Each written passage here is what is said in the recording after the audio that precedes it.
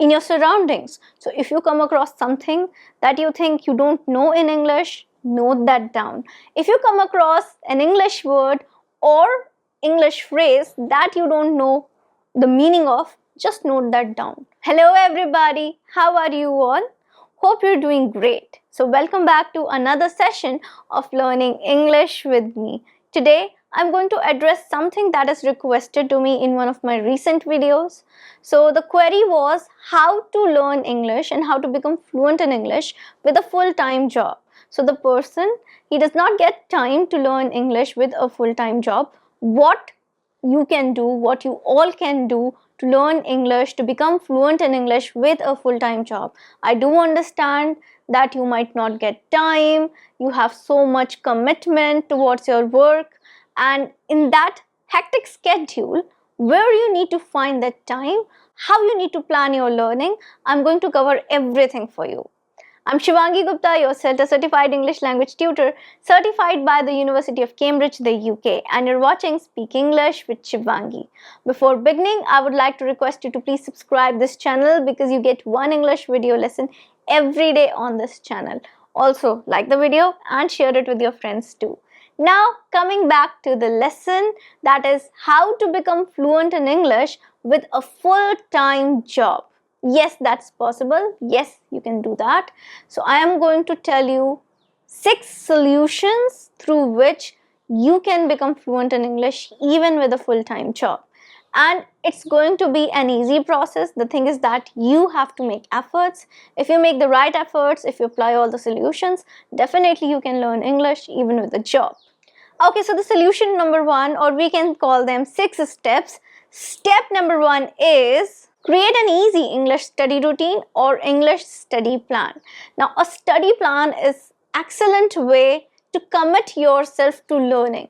When you have a plan, you know what exactly it is that needed to be done. When you have a plan, you are yourself motivated to learn. So if you create a 15 minutes plan or a 20 minutes plan, whatever time you can spare out of your schedule, start with either 15 and 20. Giving 15 or 20 minutes daily to English learning will not be that difficult in the beginning.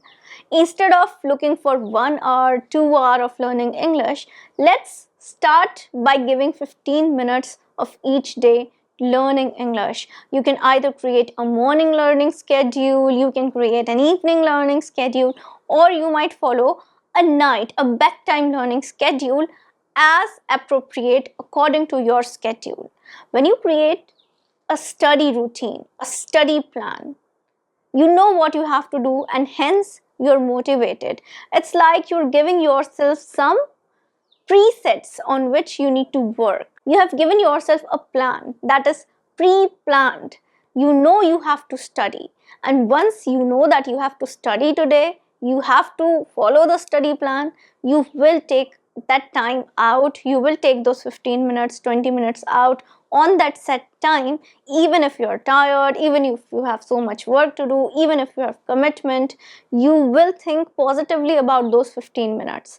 And why easy? Because when it's easy, you will be more motivated to do it. Something that is difficult, or if you choose difficult topics to learn right in the beginning, it can demotivate you. So in order to stay motivated, choose easy topic, choose easy things to read, choose something easy in the beginning for your study plan.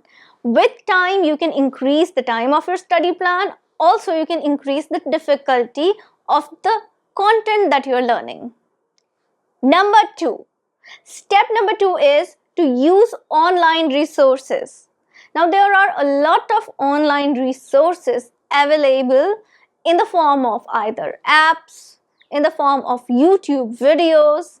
There are so many online resources that you can use. Now, when you use a resource, for example, you're using an app to solve a worksheet, or maybe you're using an app to do some kind of quiz, you're taking up a quiz, you are watching an educational English education YouTube video, maybe you're watching my English YouTube videos. So you're using online resources, and utilizing online resources takes down the burden from your shoulders of deliberately learning something. Like, it makes the process easy and interesting. It's like you don't have to give too much time to learning English. You get a lot of things from a particular resource in short amount of time, and that is even effective. So definitely I would say use online resources as much as possible. They are a great way to improve English. Step number 3. Step number 3 is to optimize your dead time. Now, what is a dead time? So, dead time is basically a time when you're not doing something productive. For example, you're commuting, you're going to and fro from your office to your home, from your home to your office. That time is a dead time. For example, you are cooking, that time is a dead time. It's like you're not doing something productive in terms of learning something or something else. That's a dead time. So these dead times that you have in your day, utilize those dead times. Mostly working people have only commute time as their dead time. So utilize that commute time. Listen to the podcast or English songs. So I would say you need to utilize that particular dead time for your listening practice. It's a great way to improve your listening skills and consume good English content. So keep handy some good podcasts that you want to listen to, maybe some YouTube videos that you want to watch, or maybe some songs that you want to listen to. So these three things, these three tasks, they are perfect for a commute time. So while you're traveling, easily you can put in your headphones and then you can listen to a particular video, podcast, audio, music. So definitely utilize your dead time, because otherwise this time is a waste, and instead of letting this time go to waste, you're constantly improving on your listening, and when you listen to good English, you start speaking good English. So you'll find the difference if you do this for 1 month. If you utilize your dead time for 1 month, you will see the difference. For example, when I was in college, I used to utilize my dead time for reading my novels. I had such lengthy novels, as you can see, they are kept behind me. And I used to utilize my dead time, my commute time to read something that has been taught to me that very particular day in the college. So it always used to help me in grasping the concept and solidifying it. So utilize your commute time. It's a great way to learn and study. Number 4. So number 4 is to constantly take notes. Now I always ask you to keep a small notepad, notebook with you that you term as your vocabulary diary, or maybe you can just note down some words or phrases that you come across in a day. Even if you are not getting time to read something, deliberately listen to something, what you can do is you can pay attention towards whatever is happening in your daily life, in your surroundings. So if you come across something that you think you don't know in English, note that down.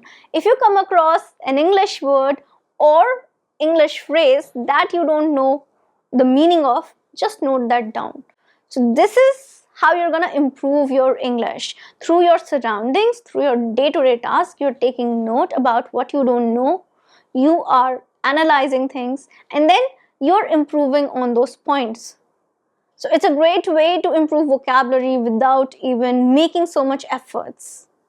Just observe, keep a small notebook, notepad handy, or you can use your e-note maker in your smartphone. You can use that if you want, but physical notebook, that's a great way to learn vocabulary, because when you write something, it solidifies. It's like it's good for your memory. So I suggest that take note of everything that you don't know in English, and then try to learn what it means, and then try to use it when you speak English. Number 5. So the point number 5, or the step number 5, is self-talk. Self-talk. Now, self-talk is a great way to practice English. You have to practice your English speaking skills too. Now, self-talk is something that you can engage in at any time of the day when you're free and alone. So if you're free, you're alone, engage in self-talk. You can talk about anything. People talk about random things. So even if you're talking about random things, thinking about random things, try to do it in English. Talking about your day, planning your day, talking about something that happened that you are anticipating to happen. anything. You can take any topic and talk to yourself. Now, self-talk is a very important skill. I even have a detailed video on this, how to do self-talk, why it's important, what you need to keep in mind while doing a self-talk, and how talk to yourself, this particular method can improve your English. You can go check out this particular video for that. So engage in self-talk, and once you're comfortable with your English speaking practice, you can also take up different techniques. So self-talk is a technique that you need to begin with because it is the easiest technique of all. Easiest technique to practice English speaking without a partner. After that, all the techniques that I do discuss, you can take any technique after a week, after 2 weeks, after getting comfortable with your English speaking practice, after finding a perfect time and place in your whole schedule, you can move on to more advanced techniques. Number 6, the last step for today for this particular video is that watch TV in English. Now, when you watch TV, try watching it in English. You're watching a particular series and you might actually watch an American series or maybe a British series, but you're watching it in Hindi dubbed. Do not do that. I know oftentimes people rely on their native language. We like to listen to everything in our native language. If we are finding something interesting, we want to listen to it in our native language. But I suggest to refrain from doing that. Listen to it in English. Listen to English news. Try choosing a channel that gives your local news, your national news in English. You will definitely find those channels too. So try watching TV, whether it's news, whether it's a series, whether you're watching it for information or for entertainment, try watching it in English. Now this will help you improve your English because you are going to listen to good pattern of English. It's a good model of English, and when you listen to good model of English, you are supposed to pick up good parts of English that you will speak later on. So this helps you become fluent in English. When you listen to good English, you're consuming good English, and then you are going to produce good English. That is, you're going to speak good English, and hence you'll become fluent in English. So these are all the methods, 6 methods through which you can become fluent in English even with a full-time job. So these are things that you need to just adjust in your daily life. It's like a lifestyle change, and the loopholes, the time loopholes that are there and that I've told you about, you have to fit all these learning methods according to your schedule in your daily routine, and definitely you will become fluent in English. That was the lesson for today. That's it. Now I'm gonna see you tomorrow with a new lesson. Till then, everybody, take care and bye.